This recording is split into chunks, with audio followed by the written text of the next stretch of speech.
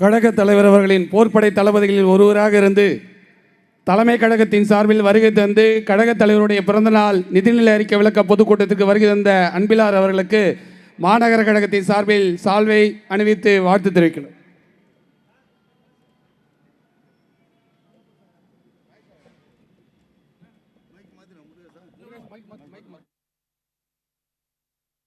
நம்முடைய தமிழ்நாடு மாண்புமிகு கல்வி அமைச்சரும் திருச்சி மாவட்ட கழகத்தின் செயலாளருமான அண்ணன் அவர்கள் சிறப்புரை ஆற்றுவார்.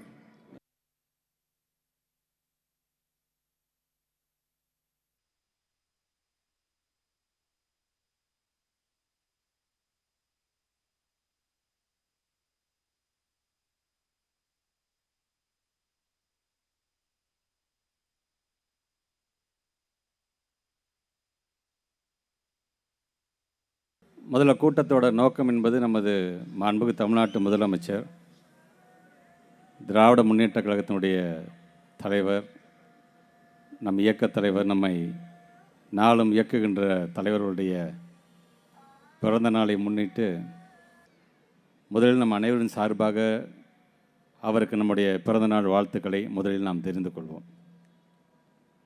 மற்றொன்று, எல்லோருக்கும் எல்லாம் என்கின்ற தலைப்பில் தமிழ்நாடு முழுவதும் மக்களை சந்தித்து கருத்துக்களை பரிமாறிக்கொள்ள வேண்டும் என்கின்ற அந்த ஆணையை ஏற்று இன்றைக்கு உங்களை தேடி உங்களை நாடி இங்கே வருகை தந்திருக்கின்றோம்.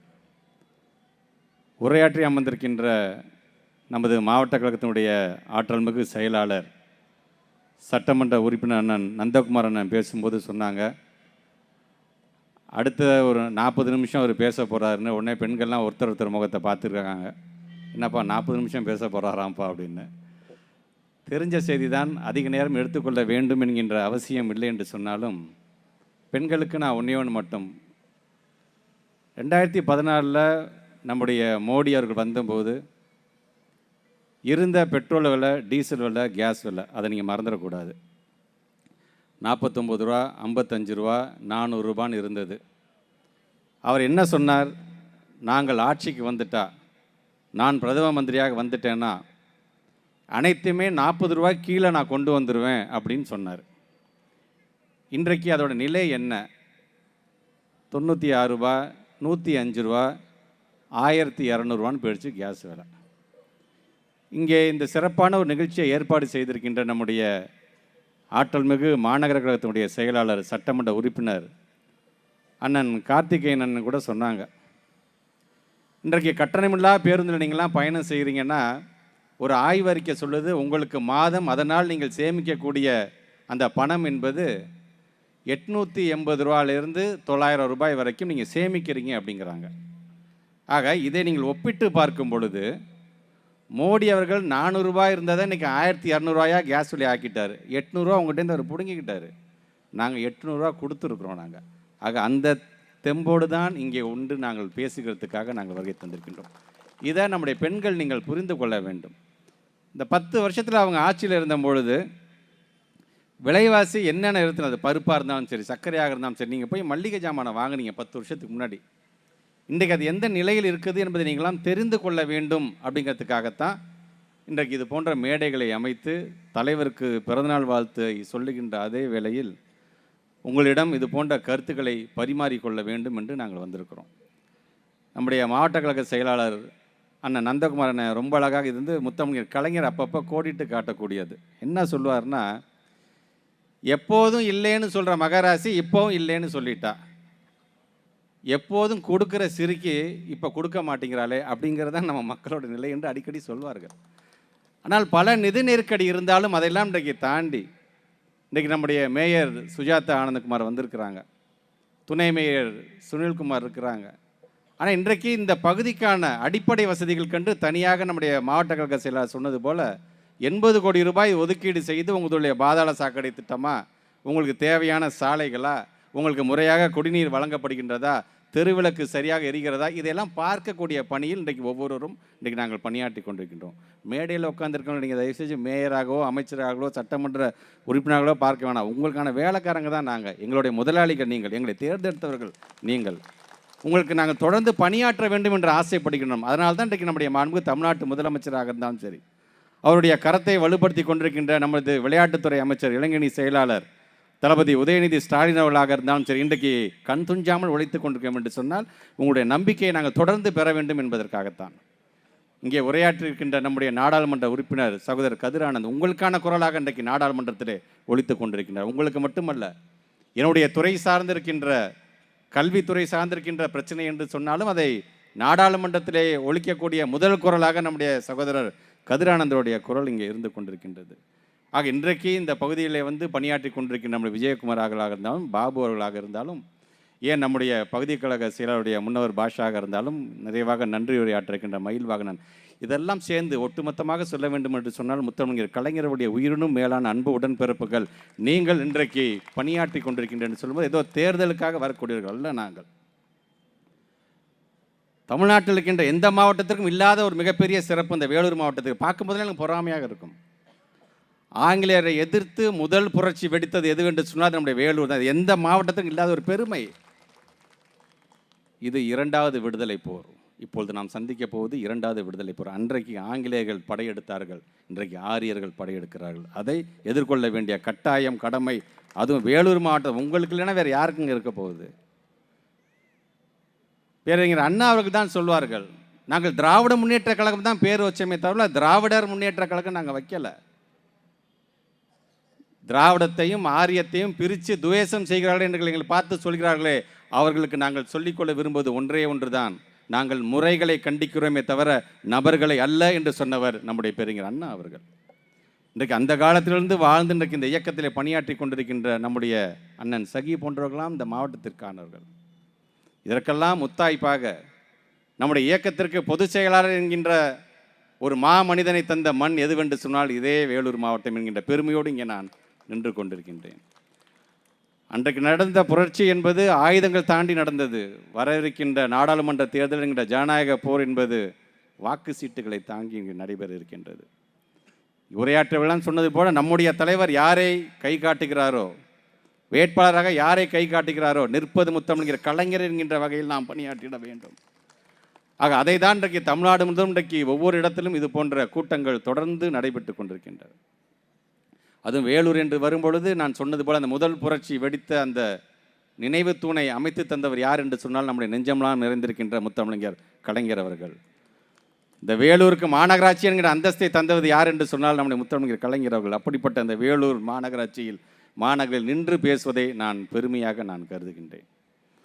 அதுவும் குறிப்பாக இந்த முத்தமிழர் கலைஞருடைய இந்த நூற்றாண்டு என்று வரும்பொழுது இயக்கத்திற்கான பொதுக்குழுவை சிறப்பான முறையில் நடத்தி காட்டியது வேலூரை சார்ந்திருக்கிற உடன்பிறப்புகள் நீங்கள் ஒவ்வொருவரும் என்கின்ற அந்த பெருமை உங்களுக்கு என்றைக்குமே உண்டு.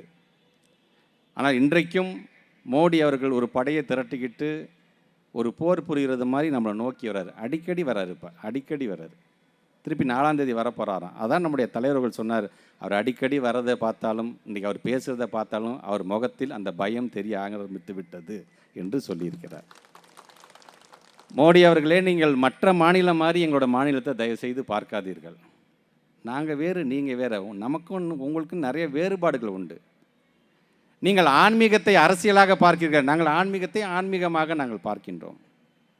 நீங்கள் இடஒதுக்கீடை சலுகையாக பார்க்கிறீர்கள், நாங்கள் இடஒதுக்கீடை சமூக நீதியாக நாங்கள் பார்க்கின்றோம். நீங்கள் எங்களுடைய தாய்மொழியாம் தமிழ் மொழி ஒரு மொழியாக பார்க்குறீங்க, நாங்கள் எங்களுடைய தமிழை நாங்கள் எங்களுடைய உயிராக நாங்கள் போற்றுகின்றோம். நீங்கள் மதத்தின் பெயரால் இன்றைக்கு ஒரு மக்களை எல்லாம் வேறுபடுத்தி பார்க்கிறீர்கள், நாங்கள் மொழியின் பெயரால் அனைவரையும் நாங்கள் ஒற்றுமையாக்க பார்க்கின்றோம். நாங்கள் தான் மன்னர்கள் என்று நீங்கள் சொல்லுகிறீர்கள். இந்த நாட்டில் இருக்கின்ற அனைவருமே மன்னர்கள் தான் என்று அண்ணா சொன்னதை நாங்கள் செய்து கொண்டிருக்கின்றோம். இப்படி ஒவ்வொன்றையும் செய்து கொண்டிருக்கின்ற நாங்கள் எங்கே, நீங்கள் எங்கே? மகாத்மா காந்தியை சுட்டு கொண்ட கோட்சே வழி வர்றீங்க நீங்கள். நாங்கள் எங்களோட ஈரோட்டு கல்வன் தந்தை பெரியாரை வழியை பார்த்து நாங்கள் வந்துட்டுருக்கோம். நீங்கள் கோயபிள்ஸ் கூட்டம் என்று சொன்னால் நாங்கள் தந்தை பெரியாருடைய கூட்டம். இப்படி உங்களுக்கும் எங்களுக்கும் பல வேறுபாடுகள் இருக்குது. இன்றைக்கி எங்களுடைய மகளிரெல்லாம் சேரை போட்டு உட்காந்துருக்காங்க, சுயமரியாதையோடு உட்காந்துருக்காங்கன்னா தந்தை பெரியார், பேரறிஞர் அண்ணா, முத்தமிழர் கலைஞர். இன்றைக்கு அந்த வழியில் நீதி அதனுடைய நீட்சியாக நம்முடைய மாண்புமிகு தமிழ்நாட்டு முதலமைச்சர் பெண்களை உட்கார வச்சு ஆண்களை நிற்க வச்சு கூட்டம் நடத்துகிறோம். இதுதான் எங்களுடைய திராவிட கழகத்தினுடைய மேடை என்பதை நீங்கள் மறந்துவிடக்கூடாது. ஆக அப்படிப்பட்ட இந்த கூட்டத்தில் கலந்து கொண்டிருக்கின்ற நீங்கள்லாம் ஒன்று தெரிஞ்சுக்கோங்க. மோடி அடிக்கடி வராரு, பேசுகிறாரு, அழிப்பேங்கிறாரு, ஒழிப்பேங்கிறாரு. வெள்ளம் பாதிக்கும் போது வராத மோடி, புயல் தாக்கி சேதத்துக்கு உள்ளாகும் போது வராத மோடி, ஏன் நம்முடைய வீட்டு பிள்ளைகள் நீட்டுக்காக 22 பிள்ளைகள் இறந்தார்களே அப்பொழுது வராத மோடி, பல போராட்டத்திற்காக விவசாயிகள் மாண்டு போனார்களே அப்பொழுது வராத மோடி, ஆளுநருங்கிற பேரில் ஒரு ஆள் இங்கே உட்கார வச்சுக்கிட்டு இன்றைக்கி இவ்வளோ குடைச்சல் கொடுக்கும்பொழுது அங்கே என்ன பிரச்சனை நடக்குது, இந்த தமிழகமும் நம்மளுடைய இதில் தானே கட்டுப்பாட்டில் இருக்குன்னு வந்து எட்டி பார்க்காத மோடி, ஏன் நாடாளுமன்றத்தில் கேள்வி நேரத்துக்கே வராத மோடி இப்போ அடிக்கடி தமிழ்நாட்டுக்கு வந்துட்டு போகிறாருன்னா வேறு ஒன்றும் இல்லை, தேர்தல் வரப்போகுது அதுக்காக வராரு. கடவுளின் பெயரால் நீங்கள் இன்றைக்கி அரசியல் செய்கிறீங்க, கடலுக்கு அடியில் போய் அரசியல் பண்ணுறீங்க. நாங்கள் அதை கிண்டல் பண்ணல. இன்றைக்கே முத்தமிழர் கலைஞர் சொன்னதானே, கோயில் கூடாது என்று சொல்லவில்லை, கோயில் கொடியவர்களின் கூடாரம் ஆகிவிட கூடாது என்று தான் நான் கூறுகிறேன் சொன்னவர் கலைஞர். அந்த வழியை நாங்கள் அனைத்தையுமே மதிக்கணும். அதை தான் நீங்கள் உரையாற்றிய நம்முடைய சட்டமன்ற உறுப்பினர் நான் கார்த்திகேயன் சொன்னது போல, இன்றைக்கு நம்முடைய இந்து சமய அறநிலையத்துறையுடைய அமைச்சர்கள் ஏறத்தாழ 1339 கோயில்களுக்கு குடமுழுக்கு செய்திருக்கின்றார். பல்லாயிரம் கோயில்கள் இன்றைக்கி செப்பனிட்டு இருக்கிறார் என்று சொல்லும் பொழுது எந்த அளவுக்கு நாங்கள் இந்த முக்கியத்துவத்தை வழங்குகிறோம் என்பதை நீங்கள் தெரிந்து கொள்ள வேண்டும். இன்றைக்கு நம்முடைய நிதிநிலை அறிக்கையை நம்முடைய மாண்புமிகு தமிழ்நாட்டு முதலமைச்சர்கள் மிக அழகாக ஒரு 7 வகையான திட்டத்தோடு, அது சமூக நீதி சார்ந்ததாக இருந்தாலும் சரி, அதேபோன்று கடைகோடி தமிழனும் வாழ வேண்டும் உயர்ந்து நிற்க வேண்டும் என்று சொல்லக்கூடிய திட்டமாக இருந்தாலும் சரி, உலகத்தை வெல்லக்கூடிய இளைய தமிழகம் என்கின்ற வகையில் அந்த திட்டமாக இருந்தாலும் சரி, மகளிரை மேம்படுத்துவதாக இருந்தாலும் பசுமை பாதையை உருவாக்குவதாக இருந்தாலும், இப்படி ஒவ்வொன்றையும் பார்த்து 7 வகையான திட்டங்களை இன்றைக்கு கொண்டு வந்தவர் நம்முடைய மாண்புமிகு தமிழ்நாட்டுடைய முதலமைச்சர் அவர்கள். 67, 68 பேருங்கிற அண்ணா முதலமைச்சராக இருந்த பொழுது நிதிநிலை அறிக்கையை தாக்கல் செய்துவிட்டு பேசும்போது சொன்னாராம், நாங்கள் தாக்கல் செய்திருக்கின்ற அந்த நிதிநிலை என்பது ஒட்டுமொத்த தமிழினத்தினுடைய நலனை காக்கக்கூடிய நிதிநிலை மட்டுமல்ல, நம்மளை நம்பி வாக்களித்த மக்களுடைய லட்சியத்திற்கான நிதிநிலை அறிக்கையை நான் தாக்கல் செய்திருக்கிறேன் என்று சொன்ன பொழுது, இன்றைக்கு அதே வழியில்தான் நமக்கு வாக்களிக்காட்டியும் சரி அவர்களும் நல்லா இருக்க வேண்டும் என்று சொல்லி இன்றைக்கு நிதிநிலை அறிக்கையை கொண்டு வந்திருக்கிறார் நமது மாண்புமிகு தமிழ்நாட்டுடைய முதலமைச்சர் என்பதை நீங்கள் மறந்துவிடக்கூடாது. குறிப்பாக இது மாநகராட்சி பகுதி, ஆனால் இதை சுற்றி பல கிராம பகுதிகள் இருக்கும். இன்றைக்கு நம்முடைய மாண்புமிகு தமிழ்நாட்டுடைய முதலமைச்சர் நிதிநிலை அறிக்கையில் சொல்லக்கூடிய அந்த திட்டத்தில் ஒரு திட்டம் கலைஞர் கனவு இல்லம் என்கின்ற திட்டம். எங்கெங்கெல்லாம் குடிசை வீடுகள் இருக்கின்றதோ, ஏறத்தாழ நம்முடைய தமிழ்நாட்டில் 8 லட்சம் குடிசை வீடுகள் இருக்கின்றது. அதையெல்லாம் நாங்கள் கான்கிரீட் வீடுகளாக மாற்றி தருவோம் என்று சொல்லி இன்றைக்கு ஏறத்தாழ 3500 கோடி ரூபாய் இன்றைக்கு அதுக்கு ஒதுக்கீடு செய்தவர் யார் என்று சொன்னால் நம்முடைய தாயுள்ளம் கொண்ட நம்முடைய தமிழ்நாட்டு முதலமைச்சர் என்பதை நீங்கள் மறந்துவிடக்கூடாது. எல்லாரும், நீ எந்த கட்சியாக இருந்தாலும் சரி, நீ எந்த மதத்தை சார்ந்தவர்களாக இருந்தாலும் சரி, எந்த சாதியாக இருந்தாலும் சரி, உனக்கு குடிசை வீடு இருக்கா, நான் வீடு கட்டித்தரேன் என்று சொல்லக்கூடிய முதலமைச்சர். குடிசை வீடு இருக்குங்க, எனக்கு இடமே இல்லைங்க, எனக்கு எப்படிங்க கொடுப்பீங்கன்னு நீங்கள் கேட்கலாம். கவலைப்படாதீங்க, அதற்கு தான் விலையில்லா வீட்டு மனையை வழங்கி அதற்காக தனியாக உங்களுடைய பேங்க் அக்கௌண்ட்டில் வீடு கட்டுவதற்கு நிதி தரப்படும் என்று சொன்னவர் நம்முடைய தமிழ்நாட்டுடைய முதலமைச்சர் அவர்கள். பேங்க்கில் பணம் போடுறாங்கன்னு பயந்துடாதீங்க, நாங்கள் மோடி கிடையாது. 15 லட்ச ரூபா தரேன்னு சொல்லிட்டு இப்போ வரைக்கும் தராமல் இருக்கார் பார்த்தீங்களா, அந்த மோடி நாங்கள் கிடையாது. சொன்னதை செய்யக்கூடிய அரசு நம்முடைய அரசு என்பதை நீங்கள் மறந்துவிடக்கூடாது. இப்படி தேடி தேடி மக்களுக்கான, ஏன் மோடி அவர்கள் ஆட்சிக்கு வரும்போது என்ன சொன்னார், வறுமையை ஒழிப்போம், நாங்கள் வறுமையை ஒழிப்போம் என்று சொன்னார். இன்றைக்கி வறுமையை ஒழிச்சாரா? பேசுறதெல்லாம் என்ன, திமுகவை ஒழிப்பேன் திமுகவை அழிப்பேன் தானே இப்போ நீங்கள் பேசிகிட்டு இருக்கீங்க. வறுமையை ஒழிக்கிறத பற்றியா நீங்கள் பேசிகிட்டு இருக்கீங்க நீங்கள்? ஆக அப்படிப்பட்ட மோடி அவர்கள் அவருடைய ஒன்றிய அரசாங்கத்தினுடைய நிதி ஆயோக் என்கின்ற அந்த குழுவே சொல்லுது, ஒட்டுமொத்தமாக இந்தியாவில் வறுமையோட பாதிப்பு இல்லாத மாநிலம் எதுவென்று சொன்னால் அது தமிழ்நாடு தான். ஏறத்தாழ 2.2% பேர் தான் வறுமையில் பாதிச்சிருக்காங்கன்னு சொல்கிறான். ஸோ இதெல்லாம் பார்க்கும்போது அவருக்கு ஒரு பொறாமை, என்னப்பா திராவிட மாடல்னு சொல்லி இப்படி எல்லாருடைய வாழ்க்கையை மேம்படுத்திகிட்டே போனாங்கன்னா நாங்கள் எப்படி அரசியல் செய்வது என்பதுதான் மோடியோட கவலை இன்றைக்கு. ஆக இந்த 2.2% என்று வரும்போது அதிலும் 5 லட்சம் பேரை இன்றைக்கு கணக்கு எடுத்து நம்முடைய மாண்புமிகு தமிழ்நாட்டு முதலமைச்சர் அந்த 5 லட்சம் பேர் யார் வறுமையில் வாடிக்கொண்டிருக்கின்றார்களோ அவர்களுக்கு எல்லோருக்கும் எல்லாம் சென்றடைய வேண்டும் என்கிற விதத்தில் அதற்கு தனியாக ஒரு திட்டத்தை இன்றைக்கு அவர் தீட்டியிருக்கிறார். ஆக இப்படி ஒவ்வொன்றையும் பார்த்து செய்யும்பொழுது அவங்களுக்கு பொறாமை. சரி, நாம் குஜராத் மாடல் 2014 சொல்லி எப்படியாச்சும் உட்காந்துட்டோம். ஆனால் இவங்க திராவிட மாடல்னு சொல்லி இன்றைக்கு இவ்வளோ பெரிய வளர்ச்சியை நோக்கி இந்த தமிழகத்தை கொண்டு செல்லும் பொழுது நாளைக்கு நம்முடைய இடத்திற்கே ஆபத்து வந்துடும் போல இருக்குது. இதே தமிழ்நாட்டை சார்ந்திருக்கின்ற முதலமைச்சர் மு.க. ஸ்டாலினே பிரதமராக வந்தாலும் வந்துருவார் பாருங்கிற பயம்தான் இன்றைக்கு உங்களை பேச வைக்கின்றது. ஆக இன்றைக்கு நம்முடைய மாண்புமிகு தமிழ்நாட்டுடைய முதலமைச்சர் அவர்கள் கொண்டு வருகின்ற திட்டத்தை நீங்கள் எண்ணி பார்க்க வேண்டும் என்பதற்காக தான். ரொம்ப ஈஸியாக நீங்கள் சொல்ல, அதான் உங்களுக்கு ஓட்டு போட்டோம்ல, நீங்கள் தான் ஆட்சிக்கு வந்துட்டீங்கள, நீங்கள் தான் அமைச்சராக முதலமைச்சராக வந்துட்டீங்க, அப்புறம் என்னங்க பிரச்சனை நீங்கள் கேட்கலாம். ஆனால் இன்றைக்கி நம்மளுடைய கையை கட்டி போடுறாங்க. இன்றைக்கி நமக்கு வர வேண்டிய ஒரு முறை சிம்பிளாக நான் சொல்கிறேன், நான் அவருடைய பார்வை நம்முடைய தமிழகத்தின் மீது எப்படி இருக்குதுன்னு நான் சிம்பிளாக சொல்லி நீங்களே புரிஞ்சுக்கோங்க. நீங்கள் இன்றைக்கு நமக்கான வரி வருவாயை பார்க்கும் பொழுது நம்ம யாரை நம்பி இருக்குன்னு அவசியமே கிடையாது. நாமே நம்முடைய அரசே தனித்து நிற்கலாம், யார்கிட்டையும் கடன் வாங்க வேண்டிய அவசியமே இல்லை. அப்படிப்பட்ட வரி வருவாய் நமக்கு வருது. அதை பார்க்குறான் அவன், இவ்வளோ வரி வருவாய் வருதா, அப்போ அவங்க நம்மக்கிட்ட எதுக்கும் வரமாட்டாங்களா? நம்மக்கிட்ட வந்தாதானே ஒரு கட்டுப்பாடு இருக்கும், அப்போ தானே இவங்களை நம்ம கண்ட்ரோல் பண்ண முடியும். அப்போ நம்ம என்ன பண்ணலாம் அப்படிங்கும்போது ஜிஎஸ்டி அப்படிங்கிறத கொண்டு வராங்க. இந்த ஜிஎஸ்டி என்பதை கொண்டு வந்தது மட்டுமல்ல, அந்த வரியெல்லாம் ஒன்றும் இல்லை. இப்போ நீங்கள் பக்கத்து வீட்டுக்காரங்க 100 ரூபா கொடுக்குறீங்க, ஒரு மாதம் கழித்து நீ 100 ரூபா கொடுத்தீங்களா, இந்த 26 ரூபா கொடுத்துட்டேன் எல்லாம் முடிஞ்சு போச்சுன்னு சொன்னால் நீங்கள் ஏற்றுக்குவீங்களா? ஆக நம்முடைய வரி பணம் 1 ரூபா கொடுத்தா வெறும் 26 காசு கொடுக்குற அளவிற்கு இன்றைக்கு சொல்லுறது மட்டுமல்ல, அதற்கான இழப்பீடு ஒரு வருஷத்துக்கு 20,000 கோடி நமக்கு வரணும். அந்த 20,000 கோடியும் தராமல் இருக்கிறாங்க. இது ஒரு புறம். ரேஷன் கடை ரொம்ப நல்லா இருக்கா தமிழ்நாட்டில்? எங்கே பார்த்தாலும் விநியோகம் சரியாக சென்று கொண்டிருக்கின்றதா? என்ன பண்ணலாம் நம்ம? சரி, ஒரே நாடு ஒரே ரேஷன் கொண்டு வரோம், நம்ம வடநாட்டை சார்ந்திருக்கிற எல்லாத்தையும் உள்ளே தள்ளிவிடுவோம், அவனுக்கும் ரேஷன் கார்டை வாங்கி கொடுத்து அவனுக்கும் ஓட்டுரிமையை வாங்கி கொடுத்து அனைவரையும் நம்முடைய கட்டுப்பாட்டில் கொண்டு வரலாம் என்கின்ற திட்டத்தை உள்ளே புகுத்துக்கிறார்கள். வந்தாரை வாழ வைக்கும் தமிழ்நாடு தான் இல்லைன்னு சொல்ல, தனக்கு மீறி தான் தானம் தர்மங்கிறதையும் எண்ண வேண்டிய சூழ்நிலை நமக்கு இருக்குது என்பதற்காக இதை நான் சொல்கின்றேன். சரி, சாலைகள்லாம் ரொம்ப நல்லா இருக்கா? நல்ல அருமையான திட்டங்களை தீட்டுக்கிறார்களா? சாலையை ரொம்ப அழகாக செஞ்சுட்டாங்களா? என்ன பண்ணலாம்? சரி, நகாய் பக்கம் அதை நம்ம கையில் எடுத்துக்கிட்டு ஒரு டோல் பூத்தை போட்டு அதுலேருந்து நம்ம வசூலிச்சிடலாம். எங்கெங்கெல்லாம் அவர்கள் நம்மளை சுரண்டுகிறார் என்பதற்காக அதை சொல்கிறேன்.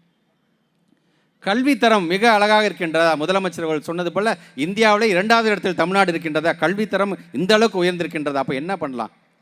புதிய கல்விக் கொள்கை ஒன்று திணிப்போம். நம்ம மீண்டும் குலக்கல்விக்கு இவங்க போட்டோம், மும்மொழி கொள்கையை கொண்டு வந்துடுவோம். இப்படி எல்லா விதத்திலும் இவர்களுக்கு நெருக்கடி கொடுத்தோம்னா இவர்களை நாம் கட்டுப்படுத்தலாம், இவங்களை கடைசி இடத்துக்கு கொண்டு போயிடலாம் என்கிறதுக்காக புதிய கல்விக் கொள்கை இன்றைக்கு கொண்டு வருகிறார்கள். சரி, சுகாதாரம் மிக அருமையாக கட்டமைப்பு இருக்கின்றதா? கலைஞர் காலத்திலேருந்து இந்த அளவுக்கு கட்டமைப்பு இருக்கின்றதா? எனது 9,000 துணை சுகாதார நிலையம் இருக்கின்றதா? 2,000 துணை பிரைமரி ஹெல்த் சென்டர் இருக்கின்றதா? வட்டார சுகாதார நிலையம் இத்தனை இருக்கின்றதா? சமுதாய சுகாதார நிலையம் இத்தனை இருக்கின்றதா? ஒவ்வொரு மாவட்டத்திலும் ஒரு கல்லூரி இருக்கின்றதா? மாவட்ட மருத்துவமனை இருக்கின்றதா? மல்டி ஸ்பெஷாலிட்டி இருக்குதா? அப்போ என்ன பண்ணலாம்? எல்லாம் தமிழ் பிள்ளைங்களே படிச்சுட்டே போயிட்டா நம்முடைய வடநாட்டை சார்ந்திருக்கின்ற பிள்ளைகளை எப்படி உள்ளே திணிக்கிறது? என்ன பண்ணலாம்? சரி, நீட்டுன்னு ஒன்று கொண்டு வருவோம். இப்படி நம்மளுடைய பிள்ளைகளுடைய கனவுகளை சிதைக்கக்கூட நீட்டை கொண்டு வராங்க. என்னது, தமிழ்நாடு முழுவதும் இத்தனை அணைகள் இருக்கின்றதா?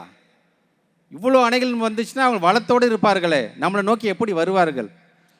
சரி, புதிய அணை பாதுகாப்பு சட்டம் ஒன்று கொண்டு வருவோம். நாம் எப்போ சொல்லுவோம் அப்போ தான் அவங்க தண்ணி திறக்கணும் என்று அந்த ஒரு சட்டத்தையும் கொண்டு வருகிறார்கள். வனவிலங்கு வனங்கள் இவ்வளவு இருக்கின்றதா?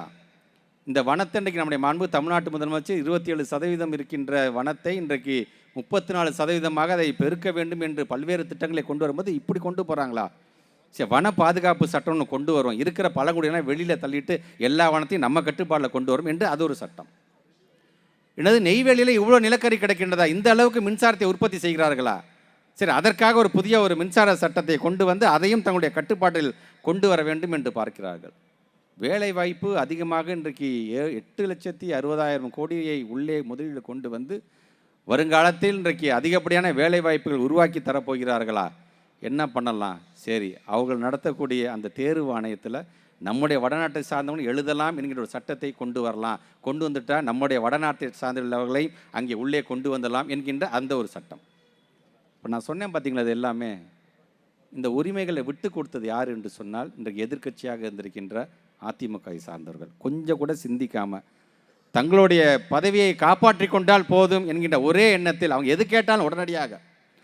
அதனால தான் நேற்று நான் திருச்சியில் பேசும்போது சொன்னேன், கூட்டத்தில் பேசும்போது சொன்னேன், மோடி அரசு மிரட்டுனா பயந்து போகிறதுக்கு நாங்கள் அண்ணா திமுக அல்ல, இது அண்ணாவின் திமுக என்று நான் சொன்னேன். மோடி அவர்களே, நீங்கள் இந்தியாவில் எந்த இடத்திற்கு வேண்டாம் சென்றிருந்திருக்கலாம், அங்கே இருக்கிற நாடெல்லாம் வேறு நாடு, இது எங்கள் அண்ணாவுக்கு உருவாக்கிய தமிழ்நாடு என்பதை நீங்கள் மறந்துவிடக்கூடாது. உரிமைக்காக இன்றைக்கு மாநில உரிமை என்று வரும்பொழுது ஜனநாயகத்தை பாதுகாக்க வேண்டும், அதை காக்க வேண்டும் என்று சொன்னால் அது கலைஞர் காலத்திலிருந்து இன்றைக்கு நம்முடைய மாண்புமிகு தமிழ்நாட்டு முதலமைச்சருடைய காலம் வரைக்கும் கொடுக்கின்ற முதல் குரல் தமிழகத்திலிருந்து தான் செல்லும் என்பதை நீங்கள் மறந்துவிடக்கூடாது. ஏன் நம்ம 40 நம்மதே 40 நம்மதே நம்ம ஏன் சொல்லணும்? 400 நம்மதே நம்ம சொல்லுவோம். நம்ம என்ன இன்றைக்கி வெற்றி என்பது நம்மை நோக்கி தான் வந்து கொண்டிருக்கின்றது. முதல்ல பேசுகிறவங்க இந்த பத்திரிகைக்காரர்கள் எல்லாருமே பார்த்தீங்கன்னா சொல்கிறதெல்லாம் மோடி ஒரு மிகப்பெரிய ஆளுமை, மோடி எதுக்கிறதுக்கு யாருங்க இருக்கா, என்னங்க மோடி தானங்க திருப்பி வருவார். இது ஒரு பேச்சு, பேச்சிட்டு போகிறோம் நம்ம. அதனால் ஒன்றை மட்டும் இங்கே இருக்கின்ற வேலூர் பகுதியை சார்ந்திருக்கின்ற வெறும் மக்கள்னு சொல்ல மாட்டேன், ஒவ்வொருத்தரையும் புரட்சியாளர் தான் நான் சொல்லுவேன். நான் புரட்சியை ஏற்படுத்திய மண்ணிலிருந்து வந்தவர்களையும் புதுசாக நான் உங்களுக்கு சொல்லணும் அவசியம் இல்லை. 2019 ஆண்டு நடந்த சட்டமன்ற தேர்தலில், ஆந்திரா சட்டமன்ற தேர்தலில் பாரதிய ஜனதா தோல்வி. 2019 ஜார்க்கண்டில் நடந்த சட்டமன்ற தேர்தலில் பாரதிய ஜனதா தோல்வி. 2019 மகாராஷ்டிராவில் நடந்தது என்னவென்று தெரியும். அங்கே என்னென்ன குழப்பங்களை விளைவித்தார்கள், கட்சியை பிரித்தாங்க, சிவசேனாவை உடைச்சாங்க, அதில் உள்ளே பூந்தது தான் பாரதிய ஜனதா. 2020 டெல்லியில் நடந்த சட்டமன்ற தேர்தலில் பாரதிய ஜனதா தோல்வி. அதே போன்று 2020 சட்டமன்ற தேர்தலில் பீகாரில் என்ன நடந்துன்னு தெரியும். நிதிஷ்குமார் பாரதிய ஜனதாவோட கூட்டணி வச்சு ஆட்சிக்கு வந்தார். பிறகு ஆர்ஜேடியோட கூட்டணி வச்சுக்கிட்டு பாரதிய ஜனதா கழட்டி விட்டு ஆர்ஜேடியோட கூட்டணி வச்சுட்டு ஆட்சிக்கு வந்தார். காலம்பர ஆர்ஜேடியை கழட்டி விடுறாரு, மாலை திருப்பி பிஜேபியோட ஒன்று சேர்ந்து ஆட்சி அமைச்சிட்டு இருக்கிறாரு. இதுதான் அங்கே நடந்து கொண்டிருக்கின்றது. இந்த ஜனநாயக படுகொலை பார்த்து கொண்டு தான் இருக்கிறார்கள். 2021 சட்டமன்ற தமிழ்நாடு சட்டமன்ற தேர்தலில் பாரதிய ஜனதா தோல்வி. 2021 கேரளா சட்டமன்ற தேர்தலில் பாரதிய ஜனதா தோல்வி. 2021 சட்டமன்ற தேர்தலில் வெஸ்ட் பெங்காலில் அங்கேயும் பாரதிய ஜனதா தோல்வி. இதை நீங்கள் மறந்துவிடக்கூடாது. 2022 பஞ்சாப் சட்டமன்ற தேர்தலில் பாரதிய ஜனதா தோல்வி. 2022 ஹிமாச்சல் பிரதேசம் சட்டமன்ற தேர்தலில் பாரதிய ஜனதா தோல்வி. 2023 கர்நாடகா சட்டமன்ற தேர்தலில் பாரதிய ஜனதா தோல்வி. 2023 தெலுங்கானா சட்டமன்ற தேர்தலில் பாரதிய ஜனதா தோல்வி. 2023 மிசோரம் சட்டமன்ற தேர்தலில் பாரதிய ஜனதா தோல்வி. 2024 நாடாளுமன்றத்துக்கு வரீங்க, அதுதான் உங்களுக்கு கிடைக்க போகுது. இன்றைக்கு சிக்கிமில் என்ன நடக்குது, பாண்டிச்சேரியில் என்ன நடக்குது, நாகாலாந்தில் என்ன நடக்குது, மேகாலயாவில் என்ன நடக்குது, திரிபுராவில் என்ன நடக்குதுன்னு பார்த்தீங்கன்னா பாரதிய ஜனதாவோட சட்டமன்ற உறுப்பினர் மிக மிக கம்மி. ஆனால் இருக்கிறவர்களை மிரட்டி உருட்டி இன்றைக்கு அந்த ஆட்சியில் உள்ளே புகுந்திருக்கிற வேலையை தான் செஞ்சுட்டு இருக்கிறாங்க அவங்க. ஆனால் உனா சிபிஐ, இன்கம் டேக்ஸ், இடி இப்படி மிரட்டக்கூடிய ஒரு மாநிலத்தில் மிரட்டி இன்றைக்கு அதை ஆட்சி செய்து கொண்டிருக்கின்றார்கள். ஒன்றே ஒன்று சொல்கிறேன், அவங்களுடைய கோட்டை என்று சொல்கிறாங்க பார்த்தீங்களா, யூபி, மாப்பி, ராஜஸ்தான், குஜராத் இதெல்லாம் சேர்த்தாலே 160 தொகுதி தான் இருக்குது மொத்தமாகவே. சரி, அவங்களோட கூட்டணிலாம் சேர்ந்து ஒட்டு மொத்தமாக ஒரு 200 தொகுதி ஜெயிச்சா கூட மீதம் இருக்கின்ற 343 தொகுதியும் வெல்ல போவது எந்த அணி என்று சொன்னால் நமது மாண்புமிகு தமிழ்நாட்டு முதலமைச்சர் இன்றைக்கு தலைமையேற்றிருக்கின்ற இந்தியா கூட்டணி என்பதை நீங்கள் மறந்துவிடக்கூடாது. இதெல்லாம் மறைச்சிட்டு ஒட்டுமொத்தமாக 37% தாங்க அவங்க வாங்கினாங்க. இன்றைக்கி அவங்க பிரதம மந்திரியாக இருக்கிறாங்க பாரதிய ஜனதா, வெறும் 37% தான். ஆனால் எல்லாத்தையும் உருட்டி மிரட்டி அவங்க இன்றைக்கி அந்த ஆட்சியை இன்றைக்கி தக்க வச்சுக்கிட்டு ஓடிக்கிட்டு இருக்காங்க. அப்படிங்கும் பொழுது மோடி கம்பீரமாக வரான்னு பார்க்காதீங்க, பாடி தான் ஸ்ட்ராங்கு, பேஸ்மெண்ட்டுன்னு ஆடிக்கிட்டு தான் இருக்கு அவருக்கு, அது அவருக்கே தெரியல. இதை உணர வேண்டியது நாம். இந்த தோல்விகளை மக்களிடம் எடுத்து சொல்லுங்கள். எதனால் இந்த தோல்வி வந்தது? நான் சொன்னேன் 2019 தான் நான் ஆரம்பித்தேன். நான் ஏன் இதை சொல்கிறேன்னு சொன்னால், அந்த 2019 முன்பிலேருந்து தான் நீட்டு கொண்டு வந்தார், உதயமின் திட்டம் கொண்டு வர்றாரு, மாநில உரிமைகள்லாம் படிப்படியாக பறிக்கிறாரு, ஜிஎஸ்டி கொண்டு வர்றாரு. இதெல்லாம் உணர்ந்த மாநிலங்கள் இன்றைக்கி ஒவ்வொன்றும் இன்றைக்கி படிப்படியாக திருந்தி கொண்டே வந்து கொண்டிருக்கின்றது. நமக்கு அந்த பயம் இல்லை. என்றைக்காக இருந்தாலும் 40 நம்மது தான், நாடாளுமன்றமும் நம்ம தான், ஏன் நாடாளுகின்ற உரிமையும் நமக்கு வந்தாலும் வரலாம் என்பதற்காக இதை நான் சொல்கின்றேன். ஆக தமிழகத்தை சார்ந்திருக்கின்ற மக்கள், பெண்கள், நீங்கள் தயவு செஞ்சு ஒன்று தெரிஞ்சுக்கோங்க. நம்முடைய முதலமைச்சர் கொண்டு வருகிற திட்டம், நம்ம வீட்டில் இருக்கிற பொம்பளை பிள்ளைங்க தயவு செஞ்சு படிக்க வைங்க. 6ஆம் வகுப்புலேருந்து 12ஆம் வகுப்பு வரைக்கும் அரசு பள்ளியை சார்ந்திருக்கின்ற பிள்ளைகள் படிச்சிங்கன்னா நீங்கள் கல்லூரிக்கு போங்க. 12ஆவதோட பிள்ளைங்களை நிறுத்திடாதீங்க, தயவு செஞ்சு கல்லூரிக்கு அமுச்சு விடுங்க. அந்த கல்லூரி 3 வருஷ படிப்பாக இருந்தாலும் சரி, 4 வருஷ படிப்பாக இருந்தாலும் சரி, மாதம் உங்களுக்கு 1000 ரூபாய் தருகிறேன் என்று சொன்னவர் தான் நம்முடைய மாண்புமிகு தமிழ்நாட்டு முதலமைச்சர். புதுமை பெண் திட்டம் என்று வரும்போது அந்த புதுமை பெண் திட்டத்துடைய தாயாக இருக்கக்கூடிய நம்முடைய முதலமைச்சர் அவர்கள். இங்கே சகியண்ணன் சொன்னது போல் இன்றைக்கு பெண் பிள்ளைகளுக்கு மட்டும்தானா இது? பையன் இருக்கானே எனக்கு, நானும் அதே வறுமையில் இருக்கிறேன்னு, என் பிள்ளைக்கு ஏதாச்சும் செய்யக்கூடாதா என்று நினைக்கக்கூடிய தாய் யாரும் வாயை திறந்து கூட கேட்கல. ஆனால் அதையும் உணர்ந்து தான் தமிழ் புதல்வன் என்கிற திட்டத்தில் 6ஆம் வகுப்பிலிருந்து 12ஆம் வகுப்பு வரைக்கும் அரசு பள்ளியில் படிக்கிற உன் பையன் இருக்கானா, அவனை தயவு செஞ்சு 12ஆம் வகுப்பு நிறுத்திடாதாம்மா, கல்லூரியில் சேருமா, அந்த பையனுக்கு நான் மாதம் 1000 ரூபா தரேன் என்று சொன்னவர். மகளிர் உரிமை தொகை இன்றைக்கு 1000 ரூபாய் இன்றைக்கு வழங்கி இருக்கிறோம் நாங்கள் உங்களுக்கு சொல்லும் பொழுது நம்முடைய தலைவருடைய இதயத்திற்கு நெருக்கமான ஒரு திட்டமாக இதை நான் பார்க்கின்றேன். இது மட்டுமா, கட்டணமெல்லாம் பேருந்தில் நம்முடைய தாய்மார்கள்லாம் பயணம் செய்யும் பொழுது வேலைக்கு போகிறவங்க தான் ஒவ்வொருத்தர் ஒவ்வொரு விதமான வசதியில் இருப்பார்கள்.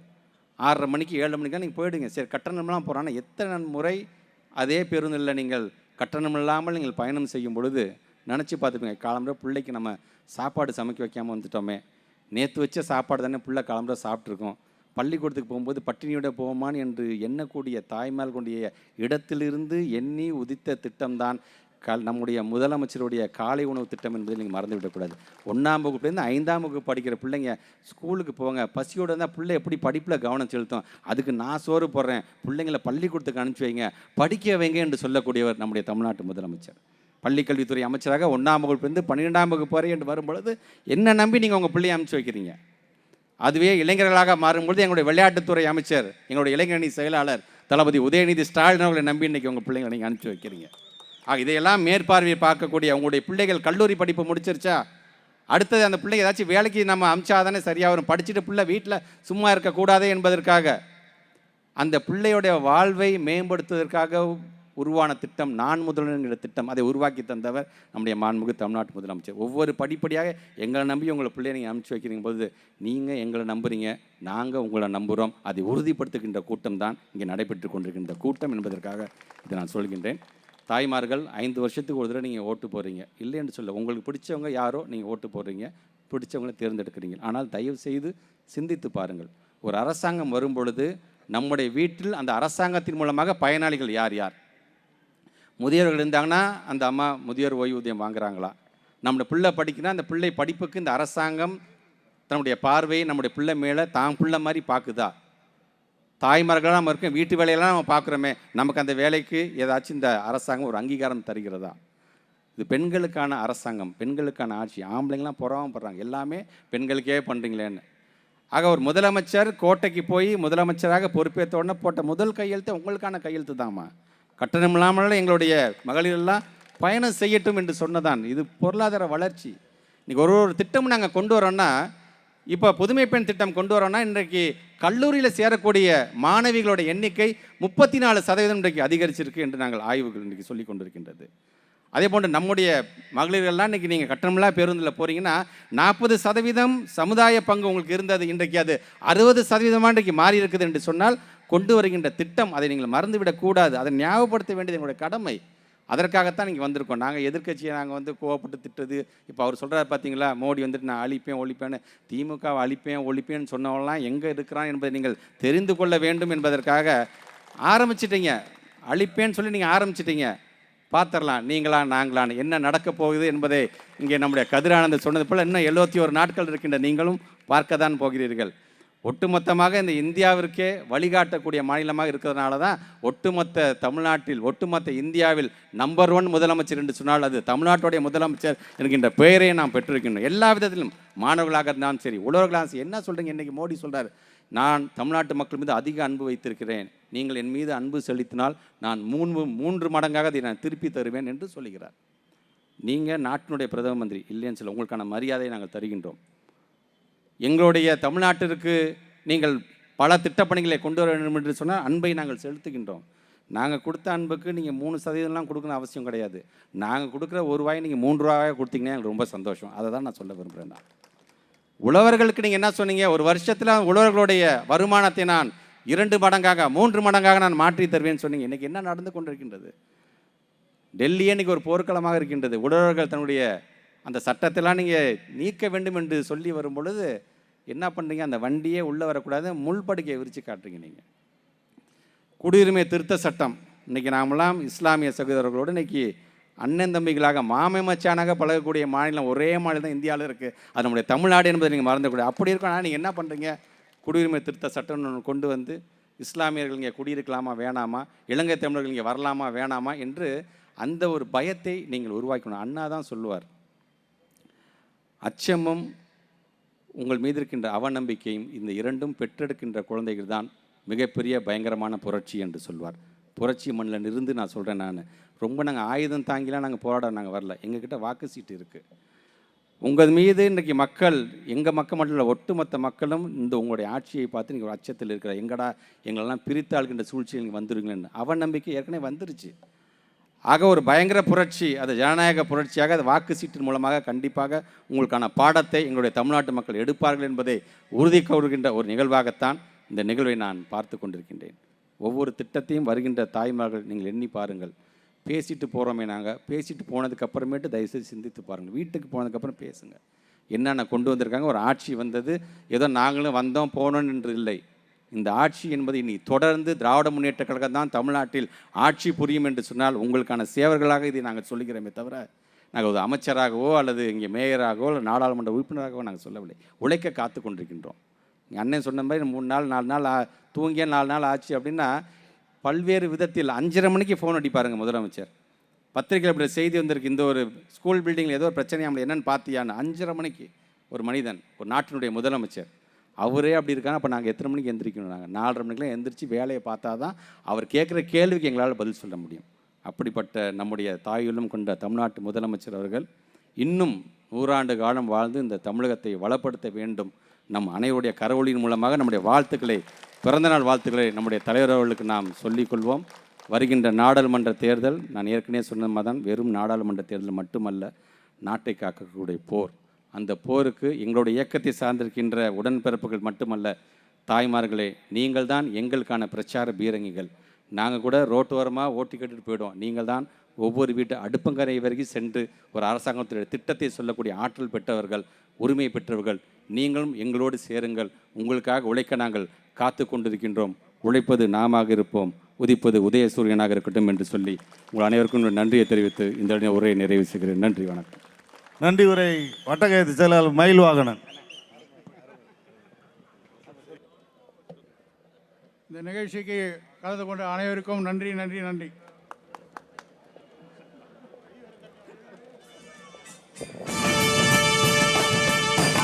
உடன்பிறப்பே